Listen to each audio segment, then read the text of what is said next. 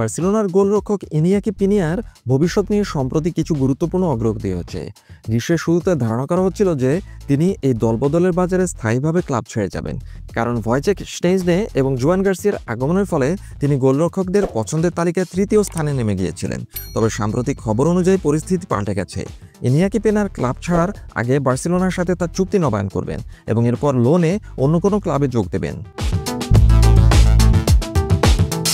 তার সম্ভাব্য নতুন গন্তব্য হিসেবে ইতালির ক্লাব কোমোর নাম উঠে এসেছে। কোমোর কোচ সেস ফ্যাব্রিগাস, যিনি নিজেও বার্সেলোনার সাবেক খেলোয়াড়, তার দলে আরও বার্সা খেলোয়াড় যোগ করতে আগ্রহী। সাংবাদিক আলফ্রেডো পেদুল্লার মতে কোমো চলতি সপ্তাহে ইনিয়াকি পিনিয়ার চুক্তি চূড়ান্ত করতে চাইছে এবং আশা করা হচ্ছে বুধবারের মধ্যেই তা সম্পন্ন হবে। ইতালির এই ক্লাবটি তাকে মৌসুমের শেষ পর্যন্ত লোনে চুক্তিবদ্ধ করবে, যা তাকে ইতালির শীর্ষ লীগ সিরিয়াতে নিজেকে প্রমাণ করার একটি বড় সুযোগ করে দেবে। তবে কোমোর সাথে চুক্তির আগে ইনিয়াকি পিনিয়ার বার্সেলোনার সাথে একটি নতুন চুক্তি স্বাক্ষর করবেন বলে আশা করা হচ্ছে।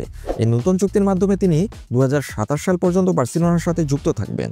কাতালান ক্লাবটির সাথে তার বর্তমান চুক্তির মেয়াদ এই মৌসুমের শেষেই শেষ হয়ে যেত। ইনিয়াকি পিনিয়ার সাথে নতুন চুক্তি করার আগে বার্সেলোনার একটি ব্যবসায়িক কারণও রয়েছে। এই গ্রীষ্মে ক্লাবটি তার জন্য স্থায়ী দলবদলের কোনো ভালো প্রস্তাব পায়নি। তাই বার্সেলোনার আশা, ইনিয়াকি পিনিয়া যদি আগামী মৌসুমে সিরিয়াতে ভালো খেলতে পারেন তাহলে তার বাজার মূল্য বাড়বে এবং পরের মৌসুমে তার জন্য আরও ভালো প্রস্তাব আসতে পারে। এমনকি কোমো তাকে স্থায়ীভাবে কিনে নেওয়ার আগ্রহ দেখাতে পারে। কোমোতে যোগ দেওয়ার পর ইনিয়াকি পিনিয়ার কাজ সহজ হবে না।